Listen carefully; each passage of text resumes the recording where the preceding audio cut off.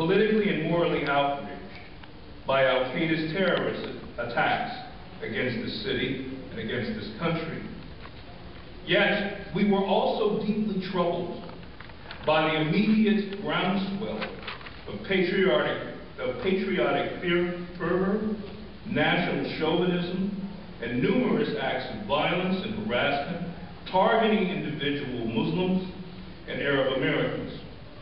We recognized that behind this mass upsurgence of U.S. patriotism was xenophobia, ethnic and religious intolerance that could potentially reinforce traditional white supremacy against all people of color, particularly ourselves.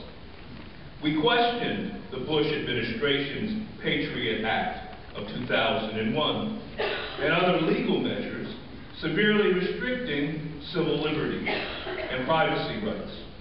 And for these reasons, the majority of African American leaders sought to uphold the Martin Luther King Jr. tradition of civil rights and civil liberties, and began to boldly challenge and question the Bush administration and its pursuit of war. And there are many examples of this. I'll just cite, because of the limitations of time, just two of them.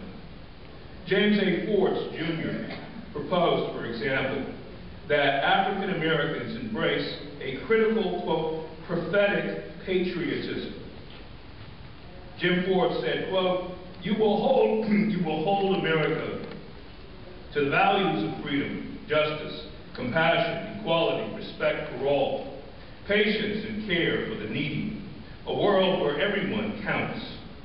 Norman Hill, an African American labor leader, observed in the New Pittsburgh Courier, quote, the threatening or attacking people because of their ethnic or religious background helps the terrorists by dividing the country. African Americans should remember this. After 300 years of oppression and discrimination, we are making progress in taking our full place in American society, thanks to the struggles of the civil rights movement.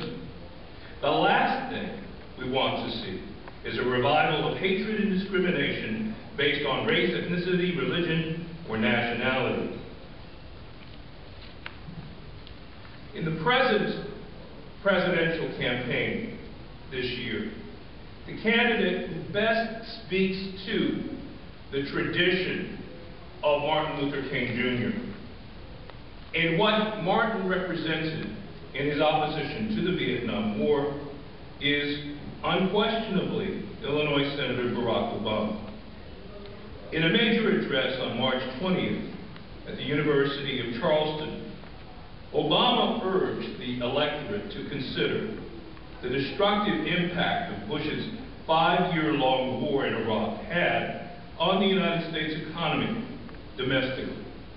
Obama observes, quote, more than $10 billion we're spending each month in Iraq is money we could be investing here at home. Just think about what battles we could be fighting instead of fighting this misguided war.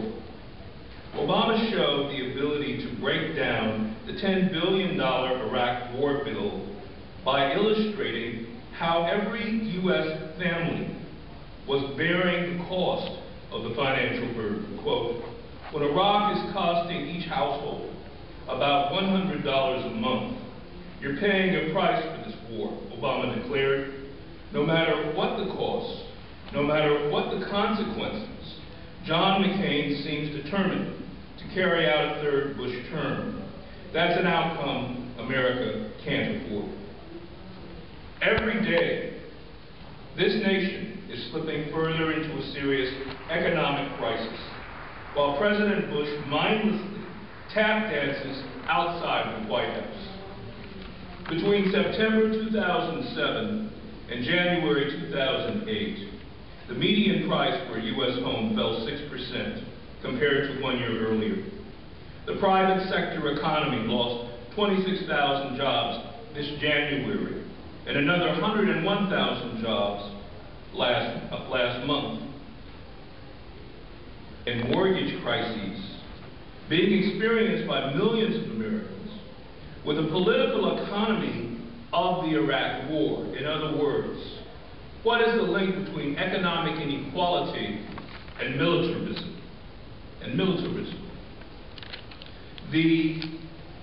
The place for Obama to start would be to remind voters of the distance between Bush's promises about the projected economic cost of the conflict versus the reality.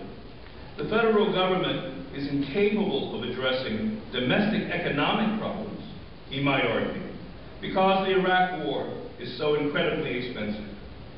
5 years ago, the Bush administration promised America that the cost for invading and occupying Iraq militarily would be about $50 to $60 billion total. By the 5th anniversary of the Iraq invasion, which we just experienced this March, the Pentagon admitted that military expenditures now exceed $600 billion. The Congressional Budget Office estimated that the real figure is something above $1 trillion.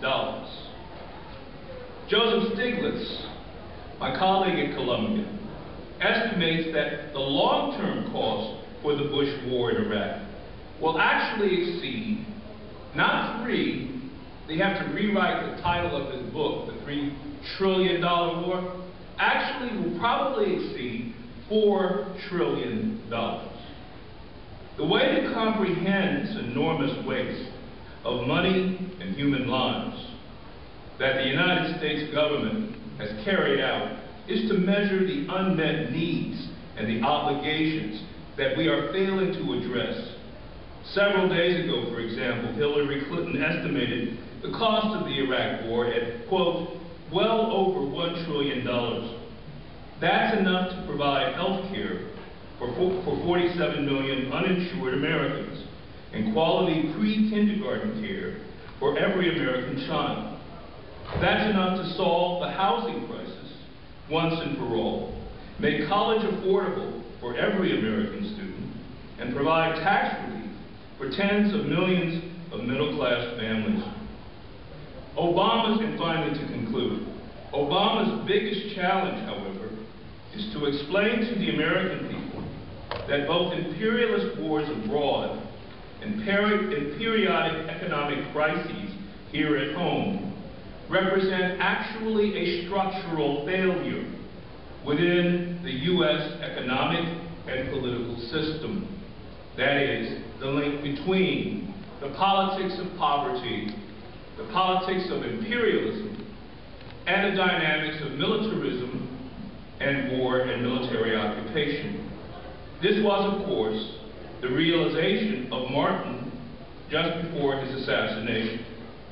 As Martin said in 1966, quote, "For years I labored with the idea of reforming the existing institutions of society. A little change here and a little change there. But now I feel quite differently." Thank you.